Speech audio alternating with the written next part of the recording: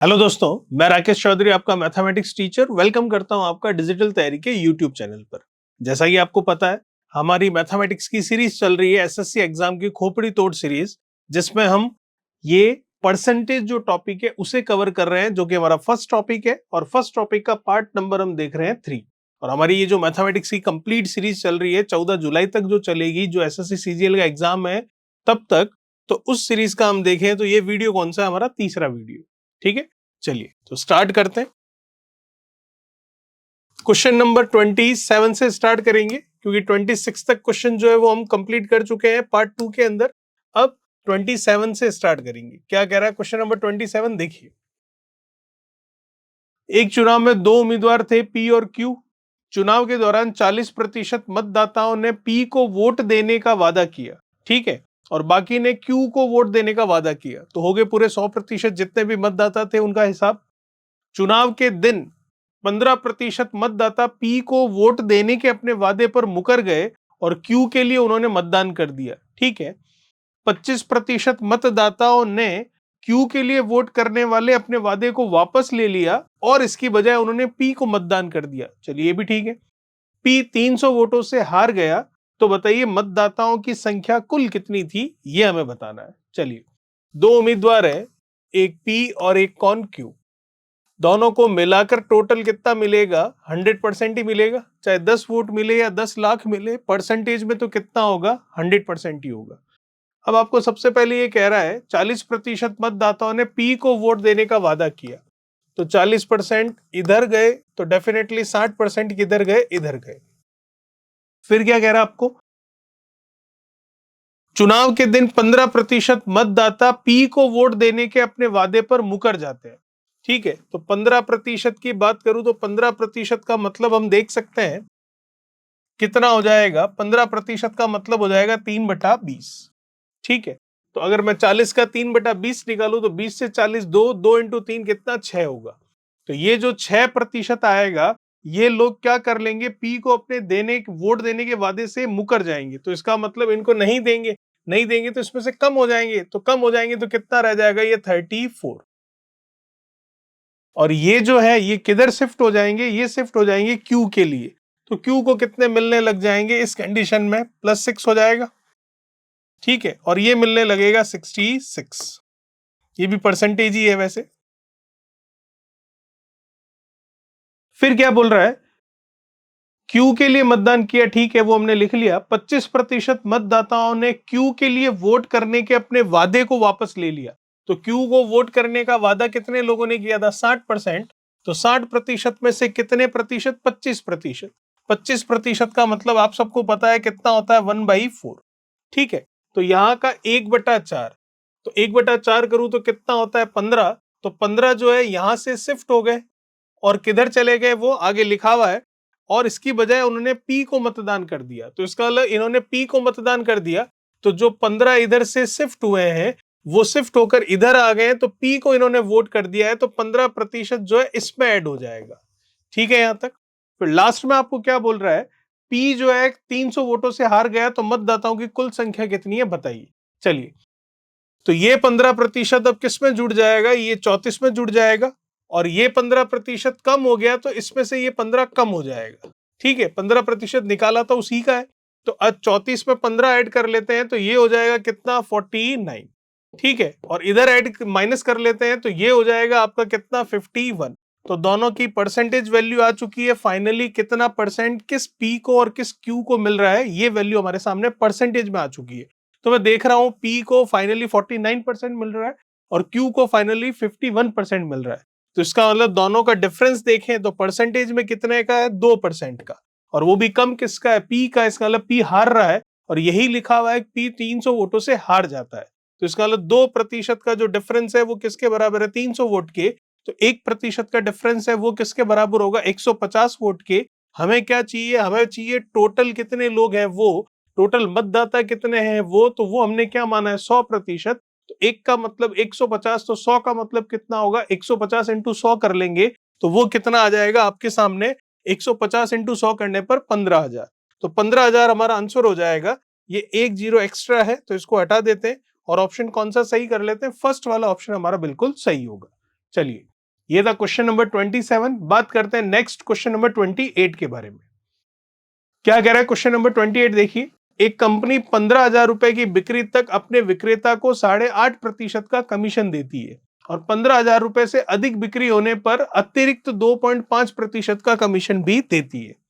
यदि सेल्समैन की कुल कमाई जो है 43,625 रुपए हो तो कुल बिक्री कितनी है वो हमें बतानी है। चलिए देखिएगा, जैसे कि आपको कह रहा है 15,000 रुपए तक की जो बिक्री होगी उसके लिए 8.5% कमीशन दिया जाएगा सेल्समैन को। अब कितनी की बिक्री हो, चाहे 1 रुपए की बिक्री हो, चाहे 14,999 की बिक्री हो या 15,000 की बिक्री हो, कितने भी रुपए की बिक्री हो, 15,000 रुपए की बिक्री तक, सेल तक उसको 8.5% का कमीशन दिया जाएगा। ठीक है, तो इसका मतलब यहां से देखें हम मान लेते हैं यहां से यहां तक 15,000 रुपए की बिक्री हो रही है। सिर्फ एक स्केल बना रहे हैं हम ताकि वैल्यूज को हम समझ चुके। तो 15,000 रुपए की बिक्री हो रही है और ये 8.5% का यहां पर कमीशन लिया जा रहा है। फिर आगे आपको क्या बोल रहा है, 15,000 रुपए से अधिक की बिक्री पर। अब 15,000 रुपए से अधिक की बिक्री, 15,000 रुपए एक हो सकता है या लाखों करोड़ों में कितने रुपए की भी बिक्री हो सकती है। तो उस बिक्री पर आपको क्या कहा जा रहा है, 15,000 से प्लस की बिक्री होने पर 2.5% का अतिरिक्त आपको क्या दिया जा रहा है, यहां पर कमीशन दिया जा रहा है। मतलब 8.5% तो थ्रू आउट आपको मिल ही रहा है, इसके अलावा 2.5% का कमीशन आपको और दे दिया। तो टोटल कमीशन कितना दे दिया आपको, 15,000 से ज्यादा की बिक्री पर टोटल कमीशन दे दिया आपको 11% का। और वो कमीशन किसको मिल रहा है, जो सेल्समैन है उसको, और वही उसकी क्या है, पेमेंट है, उसकी तनख्वाह है, उसकी आय है। तो फाइनली आपको कह रहा है लास्ट में, यदि सेल्समैन की कुल कमाई कितनी है, 43,625 रुपए की है। तो सेल्समैन की कुल कमाई रुपए में हमें पता है, तो अगर सेल्समैन की कुल कमाई यहां से परसेंटेज में हम देख लें तो उस परसेंटेज को इन रुपए के बराबर रख लेंगे और फिर जो आपको पूछा है वो हम निकाल लेंगे। तो मैं देख सकता हूं कि 15,000 से बाद में उसको कमीशन टोटल मिल रहा है 11%, और 15,000 के बाद में कहां तक उसकी बिक्री हो रही है ये हमें नहीं पता। बस इतना जरूर पता है कि 15,000 के बाद से उसका कमीशन 8.5 की जगह टोटल 11% हो जाएगा। ठीक है, तो अगर हम 15,000 तक की बात करें तो उसमें 8.5% तो कमीशन मिल ही रहा है, जो कि 43,625 में इंक्लूड है ही हमारे पास। ठीक है, ये जो एक्स्ट्रा 2.5% 15,000 के बाद मिल रहा है उसको 15,000 से पहले भी हम ले लेते हैं, लेकिन ये तो दे ही नहीं रहा है, वो नहीं दे रहा है। तो हमें वैल्यू देखनी है किस परसेंटेज की कितने रुपए के बराबर होगी। तो ये तो हमें वैल्यू पता नहीं है कि 15,000 के बाद बिक्री कहां तक जा रही है, लेकिन ये स्लॉट हमें पता है कि 15,000 यहां पर एंड हो रहा है, जिसके लिए 8.5% कमीशन दिया है। तो ये थ्रू आउट में 11% करने के लिए 15,000 तक 2.5% कमीशन हम और ले लेते हैं। तो 15,000 का 2.5% हम निकाल लेते हैं।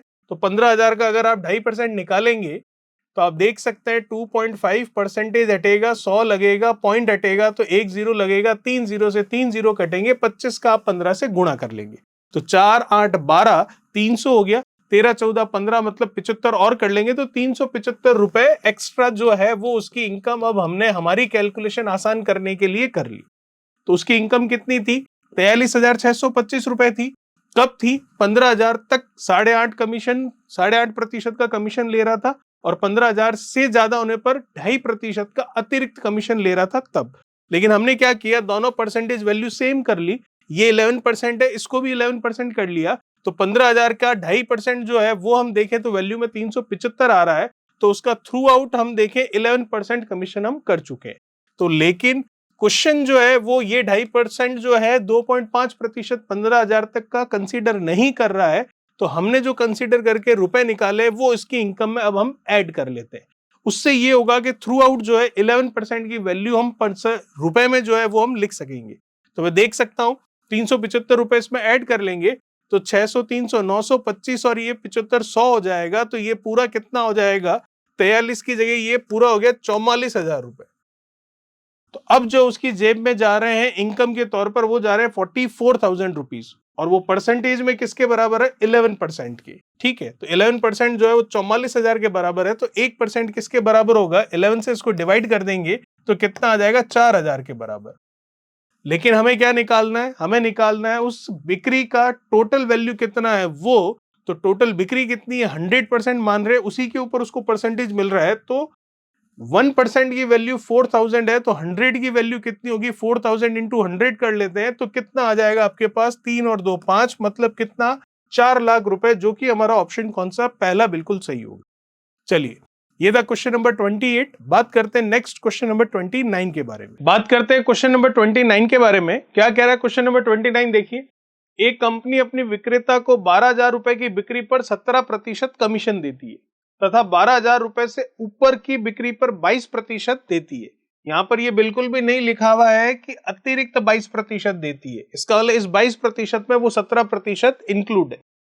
यदि सेल्समैन कुल बिक्री से अपनी कमाई काटकर शेष 47,400 रुपए कंपनी को देता है तो कुल बिक्री कितनी है, ये आपको पूछा गया है। ठीक है, तो ये कह रहा है 12,000 रुपए की बिक्री तक कितना कमीशन दिया जाता है, 17% का। और जैसे ही 12,000 से ज्यादा की बिक्री होने लगेगी तो अतिरिक्त 22% नहीं है, कुल 22% है, तो उस 22% को हम टुकड़ों में लिखें तो 17 प्लस क्या लिख सकते हैं, 5%। तो इसका मतलब ये टोटल 22% आपको कमीशन दिया जा रहा है 12,000 से ऊपर की बिक्री पर। तो मैं देखूं शुरू से लेकर एंड तक जितनी भी बिक्री हो रही है, 1 रुपए से लेकर लाख करोड़ जितने भी बिक्री हो रही है, उसके लिए 17% तो हमारे पास कॉमन है। लेकिन ये 5% जो एक्स्ट्रा है, तो वो 5% हम 12,000 का निकाल लेते हैं, तो वो 5% यहां निकाल कर भी तो हम कम करें तो भी थ्रू आउट जो है परसेंटेज 17% एक समान हो सकता है।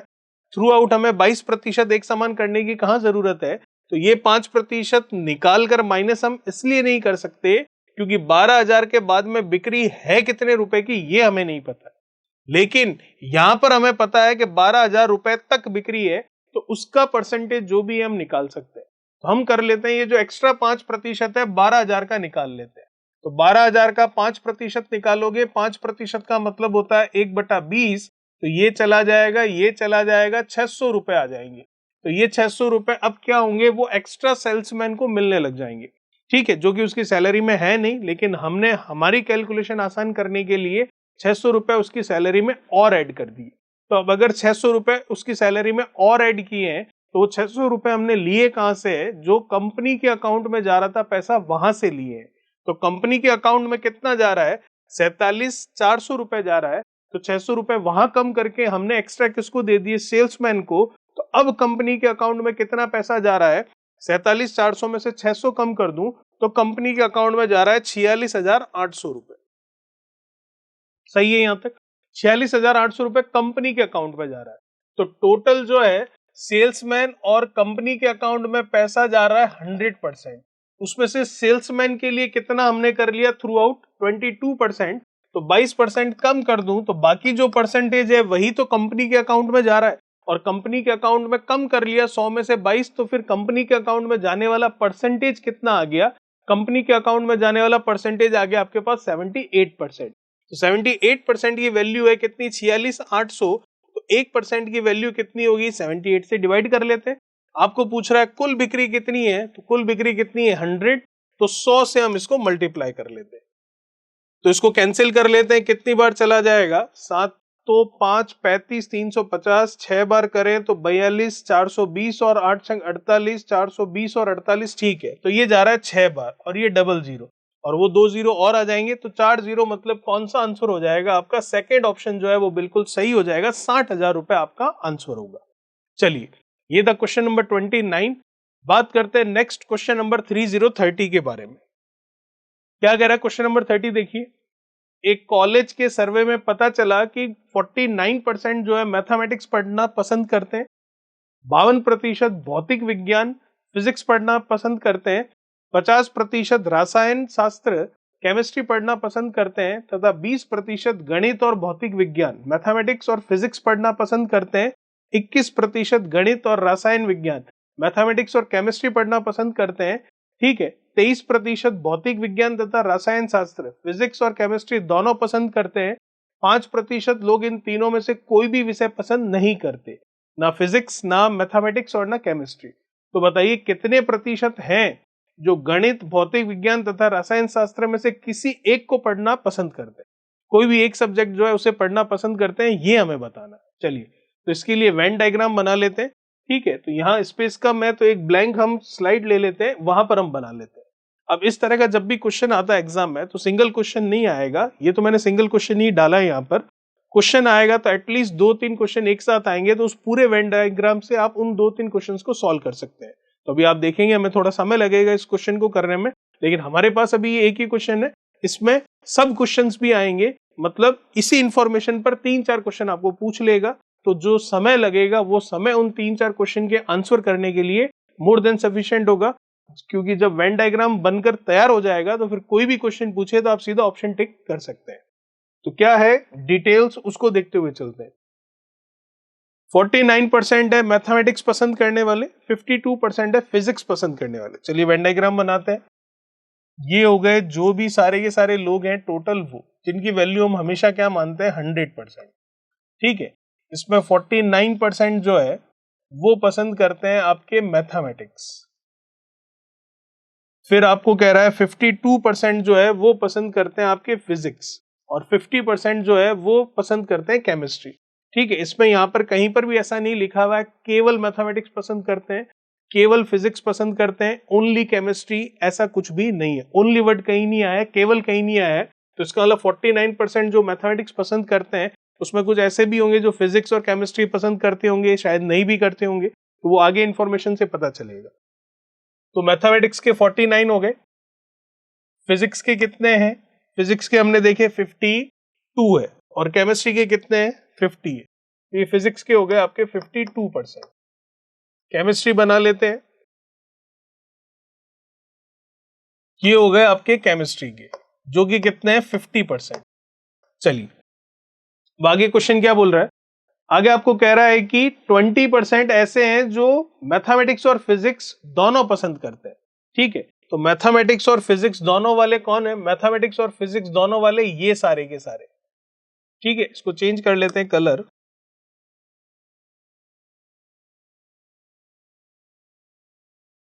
मैथमेटिक्स और फिजिक्स वाले ये सारे के सारे, और ये परसेंटेज बताया जा रहा है कितना यहां पर? ये बताया जा रहा है आपको 20%, और फिर 21% किसका है? मैथमेटिक्स और केमिस्ट्री का। ठीक है, तो ये हो गया आपका 20%। 21 हो गया मैथमेटिक्स और केमिस्ट्री का, मतलब ये वाला पोर्शन।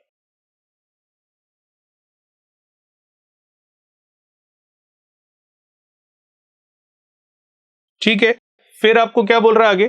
फिर कह रहा है कि 23% जो है फिजिक्स और केमिस्ट्री दोनों पसंद करते हैं। तो फिजिक्स और केमिस्ट्री दोनों वाले कौन से हो गए? ये फिजिक्स ये केमिस्ट्री दोनों का कॉमन पोर्शन कौन सा हो गया? ये वाला। ये आपको कहा जा रहा है कितना है? 23 है। चलिए अब आगे क्वेश्चन क्या बोल रहा है? 5% लोग ऐसे हैं जो इन तीनों में से कोई भी सब्जेक्ट पसंद नहीं करते, मतलब उस 100% की वैल्यू में तो आते हैं, लेकिन तीनों में से कोई भी सब्जेक्ट पसंद नहीं करते हैं, तो ये बाहर लिख लेते हैं, जो कि 100% में तो काउंट होंगे, लेकिन इन तीनों में से कोई भी पसंद नहीं कर रहे हैं, तो ये 5% ये लोग हो गए। अब आगे क्वेश्चन क्या कह रहा है? आगे आपको कह रहा है कि बताइए कितने प्रतिशत हैं जो गणित, भौतिक विज्ञान तथा रसायन शास्त्र में से किसी एक को पढ़ना पसंद करते हैं। अब तीनों में से कोई एक है, कौन सा ये नहीं कहा है, तीनों में से कोई भी एक सब्जेक्ट पढ़ना पसंद करते हैं, वो परसेंटेज आपको पूछा है। तो देखिए कैसे करेंगे इसको। हम इस पार्ट को मान लेते हैं एक्स। ये कौन सा पार्ट है? जो कॉमन पार्ट है, मतलब ये वो लोग हैं जो फिजिक्स, मैथमेटिक्स और केमिस्ट्री तीनों ही पसंद करते हैं। तो जरा देखिए, ये पूरा पोर्शन 20% का है मैथमेटिक्स और फिजिक्स का, उसमें से ये एक्स है, तो ये वाला बचा हुआ कौन सा होगा? ये होगा 20 माइनस ऑफ एक्स। ठीक है, ये कौन से लोग होंगे? ये वो होंगे जो केवल मैथमेटिक्स और फिजिक्स पसंद कर रहे होंगे, केमिस्ट्री नहीं कर रहे होंगे। फिर 21 कौन है? जो मैथमेटिक्स और केमिस्ट्री कर रहे हैं, उसमें से एक्स ये कॉमन पार्ट हो गया, तो इसका मतलब ये कितना हो जाएगा? 21 माइनस ऑफ एक्स। तो ये कौन से होंगे? ये वो होंगे जो मैथमेटिक्स और केमिस्ट्री ही पसंद कर रहे होंगे, फिजिक्स वाले इसमें शामिल नहीं है। 23 कौन सा हो गया? ये पूरा कॉमन पार्ट हो गया, फिजिक्स और केमिस्ट्री वाला। तो इसमें से अगर मैं ये x माइनस कर दूं तो ये कितना हो जाएगा? ये हो जाएगा 23 माइनस ऑफ x, जो कि कौन से लोग हैं? 23 minus of x। 23 minus of x है आपके पास फिजिक्स और केमिस्ट्री वाले केवल। ठीक है, चलिए अब अगर मैं बात करूं, ये मैथमेटिक्स का पूरा पोर्शन जो आपको दिख रहा है, ये मैथमेटिक्स का पूरा ही पार्ट आपके सामने कितना है? चलिए, ये मैथमेटिक्स का पूरा पार्ट आपके सामने कितना है 49। 49 जो है वो 1 2 3 और 4 पोर्शन में ब्रेक हो चुका है। उसमें से 1 2 3 पोर्शन की वैल्यू तो हमें पता है, तो इसकी वैल्यू हम लिख सकते हैं कैसे, इन तीनों को ऐड करके 49 में से माइनस कर लेते हैं। तो इन तीनों को ऐड करूंगा तो माइनस एक्स प्लस एक्स तो वैसे ही क्या हो जाएगा, जीरो हो जाएगा, और ये माइनस एक्स है, ये यूं का यूं रहेगा। 20 और 21 को ऐड करूंगा तो 41 हो जाएगा। फिर 49 माइनस, ऐसे लिखेंगे 49 माइनस ये कितना हो गया 41 और माइनस ऑफ एक्स, इसमें से ये माइनस करूंगा तो माइनस माइनस ये तो प्लस हो जाएगा एक्स का, और 49 में से 41 लेस हो जाएगा तो कितना आ जाएगा 8%। तो ये 8% प्लस ऑफ एक्स जो आपको दिखाई दे रहा है, ये 8% प्लस ऑफ एक्स जो है वो केवल और केवल मैथमेटिक्स पसंद करने वालों का परसेंटेज है। करेक्ट है। वैसे ही केवल और केवल फिजिक्स पसंद करने वालों को भी हम निकाल लेते हैं, तो टोटल कितना है, ये 52% है। 1 2 3 और 4 पार्ट में हमारे सामने ये डिवाइड हो चुका है, उसमें से 1 2 और 3 पार्ट की वैल्यू हमें पता है, तो 52 में से इन तीनों पार्ट की वैल्यू माइनस कर लेते हैं, तो हमारे पास ओनली फिजिक्स वाले बाहर आ जाएंगे। तो माइनस एक्स प्लस एक्स तो 0 हो गया, 20 और 23 आपका 43 हो गया, तो 52 में से माइनस कर लेंगे 43 माइनस ऑफ एक्स, तो माइनस माइनस तो प्लस हो जाएगा, तो एक्स तो प्लस का आ जाएगा। 52 में से 43 माइनस कर लेते हैं, तो 52 में से 43 माइनस कर लेंगे तो आपके सामने कितना आ जाएगा, ये 9 आ जाएगा। चलिए, डायग्राम हमारे सामने पूरा बन चुका है। अब हम बात कर लेते हैं इस पूरे की कंप्लीट वैल्यू, जो कि कितनी है 100%। ये जो 100% है ये बराबर किसके होगा, इन सब की टोटल के। तो इन सब की टोटल के, तो इन सब 1 2 3 4 5 6 7 8 पार्ट्स आपको दिख रहे हैं, तो इन 8 पार्ट्स को आप चाहें तो एक एक करके लिख लीजिए, और अगर आप चाहें तो किसी भी एक पार्ट को आप एक सर्कल को पूरी वैल्यू के साथ ले सकते हैं। उससे ये 1 2 3 4 जो छोटे छोटे पार्ट्स है ये आपको नहीं लिखने पड़ेंगे। तो हमने ये पूरी वैल्यू एक साथ ले ली, मैथमेटिक्स की कितनी 49%। प्लस अब 1 2 और 3 इनको ऐड कर लेते हैं, तो प्लस एक्स माइनस एक्स ये तो 0 हो जाएगा। 23 6 और 9 को जोड़ लेते हैं, तो 9 और 6 कितना हो जाएगा आपके पास 15, तो 23 और 15 को जोड़ लेते हैं तो ये कितना हो जाएगा 38, और x जो है वो तो आएगा ही, और ये 5% जो पड़ा है उसको तो लेना ही है। यहां से x की वैल्यू निकल के हमारे सामने आ रही है, जो कि कितनी हो जाएगी 49 और 50 कर लेंगे, 5 कर लेंगे, तो ये हो जाएगा कितना आपके पास 49 और 5 ये हो जाएगा 54। 54 और 38 को ऐड कर लेते हैं, तो 50 और 30 80 और 8 और 4 कितना हो जाएगा 12, तो ये हो जाएगा 92। तो 100 में से 92 इधर आकर माइनस होगा तो कितना बचेगा 8, तो x की वैल्यू आ रही है आपके सामने 8%। अब ये जो x की वैल्यू आई है, अब हमारा क्वेश्चन क्या पूछा जा रहा है, क्वेश्चन पूछा जा रहा है कि mathematics comma physics comma chemistry किसी भी एक को पसंद करने वाले कितने प्रतिशत हैं, ये हमें बताना। अब इन तीनों में से सब्जेक्ट कौन सा है ये प्रिफर नहीं किया है, तीनों में से किसी एक सब्जेक्ट को पसंद करने वाले कितने हैं, तो केवल मैथमेटिक्स को पसंद करने वाले कितने हैं 8 प्लस एक्स। ठीक है, तो 8 प्लस एक्स, तो 8 प्लस 8 कितना 16%। चलिए, फिर केवल फिजिक्स को पसंद करने वाले कितने 9 प्लस एक्स, तो 9 प्लस 8 कर लेता हूं, कितना हो जाएगा 9 प्लस 8 करूंगा 17, ये लीजिए। केवल केमिस्ट्री को पसंद करने वाले कितने 6 प्लस एक्स, तो 6 प्लस 8 कर लूंगा तो कितना हो जाएगा ये 14। इन तीनों की टोटल हम कर लेते हैं, तो 10 20 30 6 और 4 ये कितना हो जाएगा 40, 40 और 7 कितना 47, 47% होगा, जो कि हमारा ऑप्शन हम कह सकते हैं सी ऑप्शन, जो कि बिल्कुल सही होगा। तो ये था हमारा क्वेश्चन नंबर 30। बात करते हैं नेक्स्ट क्वेश्चन 31 के बारे में। एक सोसाइटी में 500 लोग हैं, टोटल कितने लोग हैं सोसाइटी में 500। 45% क्रिकेट खेलते हैं, 29% जो है वो हॉकी खेलते हैं, 48% जो है वो बैडमिंटन खेलते हैं, 18% लोग जो है कोई भी खेल नहीं खेलते हैं। ठीक है, जबकि 5% लोग तीनों ही तरह का खेल खेलते हैं। यदि 6% लोग क्रिकेट और हॉकी दोनों खेलते हो, 27% लोग क्रिकेट और बैडमिंटन दोनों खेलते हो, तो सिर्फ बैडमिंटन खेलने वालों की संख्या कितनी है ये हमें बतानी है, संख्या बतानी है, ध्यान रखिएगा। क्वेश्चन बिल्कुल वैसा ही है जैसा हमने अभी किया है। ठीक है, चलिए देखते हैं। तो इसके लिए भी हम डायग्राम बना लेते हैं, वेन डायग्राम। और जैसा कि मैंने आपको कहा कि अगर इतना बड़ा क्वेश्चन आ रहा है जिसके लिए हमें इतनी मेहनत करनी पड़ रही है, तो एग्जाम में इसके साथ 2-3 क्वेश्चन इससे रिलेटेड जरूर आएंगे। लेकिन अभी हमने सिर्फ एक ही क्वेश्चन करना है, क्योंकि हमें अभी बेसिक समझना है। क्वेश्चन हम खूब सारे बना सकते हैं, इसमें कोई दिक्कत वाली बात नहीं है। तो ये हो गए टोटल जो लोग हैं जिनके बारे में क्वेश्चन है वो, और ये है टोटल जितने भी, लेकिन हमारे लिए परसेंटेज में कितने 100%। ठीक है, कौन कौन से गेम है यहाँ पर गेम है एक तो क्रिकेट का, एक हॉकी का और एक बैडमिंटन। चलिए, ये हो गया क्रिकेट का खेल, ठीक है, ये हो गया आपके बैडमिंटन का, और एक हॉकी का गेम कह रहा है, तो ये लीजिए, ये बना लेते हैं एक हॉकी का गेम। अब क्या कौन कौन सा डेटा दे रखा है, कैसे दे रखा है, उसके बारे में भी बात कर लेते हैं। चलिए, टोटल है 500 लोग, इसका मतलब 100% की वैल्यू 500 के बराबर है। 45% क्रिकेट खेलते हैं, ठीक है, 29% हॉकी खेलते हैं, तो 45% तो क्रिकेट खेलने वाले हो गए, ये लीजिए, 29% हॉकी खेलने वाले हो गए, तो ये लीजिए 29% हॉकी के लिए। और फिर आगे बात करें तो आगे आपको क्या कह रहा है, 18% लोग कोई भी खेल नहीं खेलते, ठीक है, और 48% बैडमिंटन खेलते हैं। तो बैडमिंटन के लिए कितने हो गए आपके पास, 48%, तो ये लीजिए बैडमिंटन के लिए 48%। और कितने प्रतिशत, 18% लोग कोई भी खेल नहीं खेलते, इसका मतलब उस भीड़ का तो हिस्सा है, लेकिन गेम कोई भी नहीं खेल रहे हैं, तो इनको बाहर लिख लेते हैं, ये 18%, ठीक है। फिर आगे क्या इंफॉर्मेशन दे रखी है, 5% लोग तीनों तरह का खेल खेलते हैं, तीनों तरह का कॉमन जो पार्ट है वो आपको दे रखा है कितना, 5%। तो ये जो आपका पोर्शन है, इस बार ये वैल्यू दे रखी है, जो कि पिछली बार हमने x मानी थी, ये इस बार आपको दे रखी है 5%, ठीक है।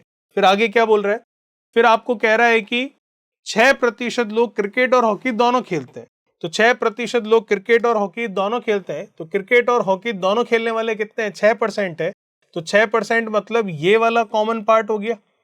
अब इस 6 में से ये 5 है, तो ये कितना हो जाएगा आपका 1%, तभी तो 6% हुआ ना, तो 1% कौन सा हो गया, जो क्रिकेट और हॉकी ही खेलते हैं, ठीक है।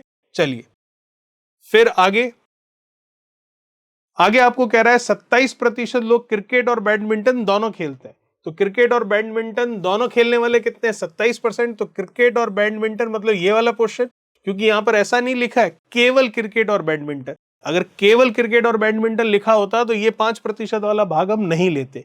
इसने बोला है क्रिकेट और बैडमिंटन, तो हो सकता है उसमें कुछ लोग हैं जो हॉकी भी खेलते हो, तो ये वाला पोर्शन कितना है, 27%, उसमें से ये 5 है, तो ये बचावा कितना हो जाएगा आपका 22%, ठीक है। अब आगे और कौन सी जानकारी है उसको भी ले लेते हैं। आगे आपको कह रहा है, तो सिर्फ बैडमिंटन खेलने वालों की संख्या बताइए। चलिए, सारी जानकारी हो चुकी है, इसका ये वाला जो आपका स्पेस है वो बाकी रह रहा है, तो इसको हम मान लेते हैं क्या, x, करेक्ट है। चलिए, अब देखिए क्रिकेट वाले टोटल कितने हैं, 45, जो कि 1 2 3 4 भाग में जा चुके, तो इन तीनों की टोटल करके 45 में से माइनस कर लूं तो केवल क्रिकेट खेलने वाले आ जाएंगे, तो केवल क्रिकेट खेलने वाले कितने आ जाएंगे, इनको ऐड कर लो, 22 और 5 27, 27 और 1 ये कितना हो जाएगा आपके पास 28, तो 45 में से 28 कम कर लेते हैं, तो कितना हो जाएगा ये 17%, केवल क्रिकेट खेलने वाले हो गए।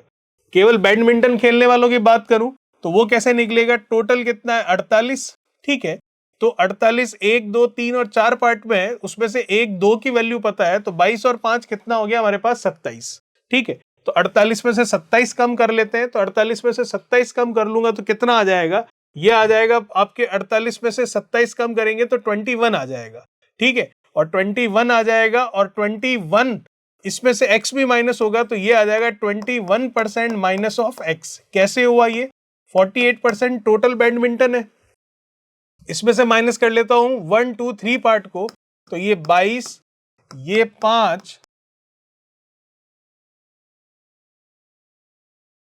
और ये x जो है इसको माइनस किया हमने, तो 22 और 5 कितना हो गया 27, तो 48 में से 27 कम किया तो 21 आया, और x जो प्लस का था वो इस माइनस की वजह से माइनस का हो गया। चलिए, अब इसकी बात करें तो ये टोटल कितना है, हॉकी वाले 29%, तो 1 और 5 कितना 6, तो 29 में से 6 प्लस एक्स माइनस करूंगा, तो प्लस एक्स तो इस माइनस की वजह से माइनस हो जाएगा, और 29 में से 6 माइनस होगा, तो 29 में से 6 माइनस कर लेंगे तो कितना आ जाएगा 23, ये आ गया 23%, ठीक है। अब आपको यहाँ पर क्वेश्चन जो पूछा है वो पूछा है केवल और केवल कौन सा गेम खेलने वाले, बैडमिंटन खेलने वाले, मतलब आपको 21% माइनस ऑफ एक्स जो है इसकी वैल्यू निकालनी है, परसेंटेज नहीं निकालना, नंबर ऑफ पीपल्स कितने हैं वो निकालना है, ठीक है। तो मैं देख सकता हूं 100% की वैल्यू 500 के बराबर क्वेश्चन में दे रखी है, तो अगर हम इस 100 की वैल्यू देखें तो 500 लोगों के बराबर है। अब x की वैल्यू निकालनी है तो यहां से निकाल लेते हैं। कैसे? देखिए, टोटल बात करें कितना है हमारे पास, 100%। ठीक है, ऐड कर लेते हैं, किसी भी एक सर्कल को कंप्लीट ले लेते हैं। तो हमने ले लिया कंप्लीट, ये कौन सा है, 45% है उसे। ठीक है, अब वही 1 2 3 इन तीनों को ऐड कर लेते हैं। तो -x प्लस x, ये तो 0 हो जाएगा, माइनस का x अभी रहेगा। 21 और 23 को जोड़ लेते हैं, तो 21 और 23 को जोड़ लेंगे तो ये हो जाएगा 44%। और कौन सा पड़ा, 18%, इसको ऐड कर लेते हैं। यहां से x की वैल्यू हमारे सामने आ जाएगी, परसेंटेज के अंदर कितनी आ रही है वो देख लेते हैं। तो हम देख सकते हैं 45 और ये 44, एक इसको दे दिया, 45 और 45 90, 90 और 17 हमारे सामने हो जाएगा 107%। माइनस एक्स इधर आएगा तो ये प्लस का हो जाएगा, 107 में से 100 जाएगा तो 7% हो जाएगा, तो x की वैल्यू 7% आई है। ठीक है, और अगर मैं केवल किन की बात कर रहा है, ये बैडमिंटन वालों की, तो केवल बैडमिंटन वाले कितने, 21 माइनस एक्स, तो 21 माइनस 7 करूंगा तो 21 में से 7 लेस कर लेते हैं तो कितना आ जाएगा आपके पास, ये आ जाएगा 14%। तो 14% की वैल्यू हमें नंबर ऑफ पीपल्स में बतानी है, वही हमारा आंसर होगा। तो 100% की वैल्यू 500 के बराबर है, तो 1% की वैल्यू 5 के बराबर होगी, तो 14% की वैल्यू कितनी होगी, 5 से गुणा कर लेते हैं तो कितना आ जाएगा, ये 70। तो केवल बैडमिंटन खेलने वाले कितने लोग हो जाएंगे आपके, 70, जो कि हम देख सकते हैं ऑप्शन कौन सा होगा, तीसरा बिल्कुल सही होगा। चलिए बात करते हैं नेक्स्ट क्वेश्चन, क्वेश्चन नंबर 32 के बारे में। क्या कह रहा है 32, देखिए, एक स्कूल में 90% लड़के अंग्रेजी में, 85% गणित में और 150 लड़के दोनों विषय में उत्तीर्ण हुए हैं, पास हुए हैं। यदि कोई भी छात्र दोनों विषय में फेल नहीं हुआ हो तो लड़कों की कुल संख्या कितनी है, ये हमें बतानी है। देखिए, पिछले वाले जो क्वेश्चंस थे टोटल वहां 3 काम हो रहे थे, यहां पर कितने हैं, 2 ही काम है। तो आप देख सकते हैं वेन डायग्राम बना सकते हैं, तो वेन डायग्राम बना लेते हैं, छोटा सा ही बनेगा इसमें। तो क्या कह रहा है आपको, स्कूल में जो है 90% लड़के इंग्लिश में, 85% गणित में और 150 लड़के दोनों विषय में फेल हुए, पास हुए हैं। तो क्वेश्चन के अकॉर्डिंग हमारा काम क्या है, पास होने का है। ठीक है, ये पहला तरह का काम करने वाले हो गए, ये हो गए दूसरे तरह का काम करने वाले। पहले तरह का काम क्या है, इंग्लिश में पास होना। दूसरे तरह का काम क्या है, मैथमेटिक्स में पास होना।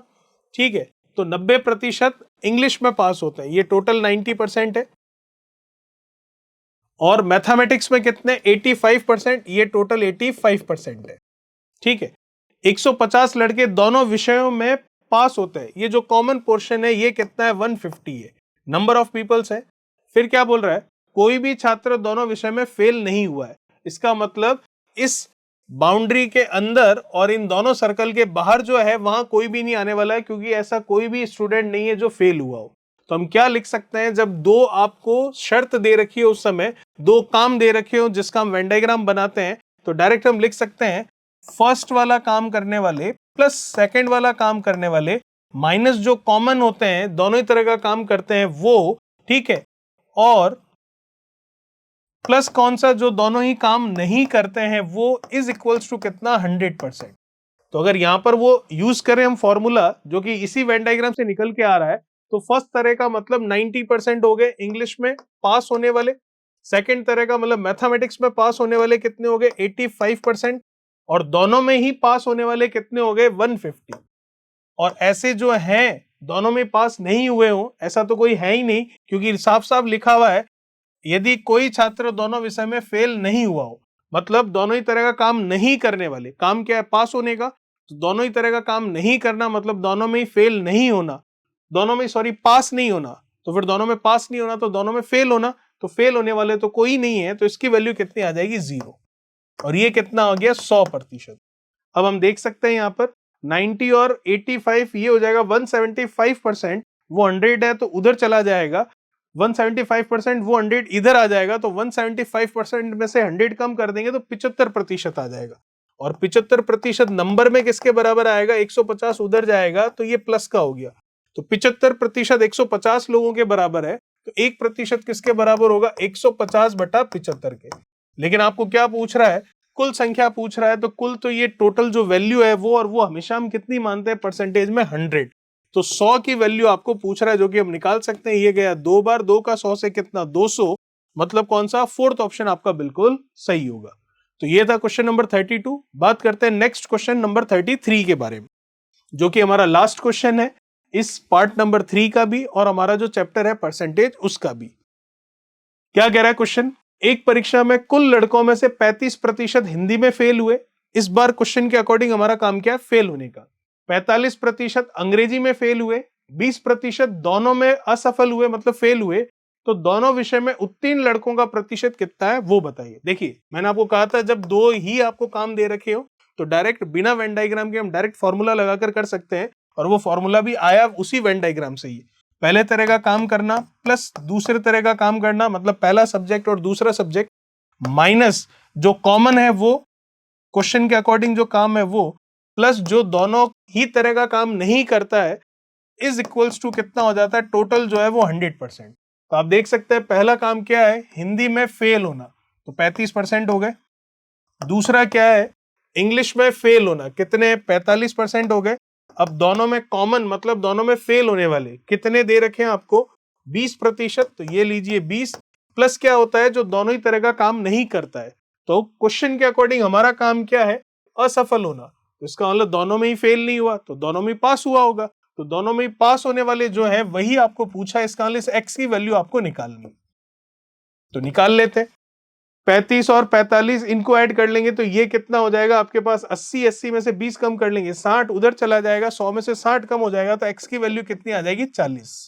तो 40% मतलब कौन सा ऑप्शन हो जाएगा आपका? फोर्थ ऑप्शन बिल्कुल सही होगा। तो ये था क्वेश्चन नंबर हमारा 33। और इसी के साथ पार्ट नंबर 3 जो परसेंटेज का है वो होता है कंप्लीट, और इसी के साथ परसेंटेज भी हमारा कंप्लीट होता है।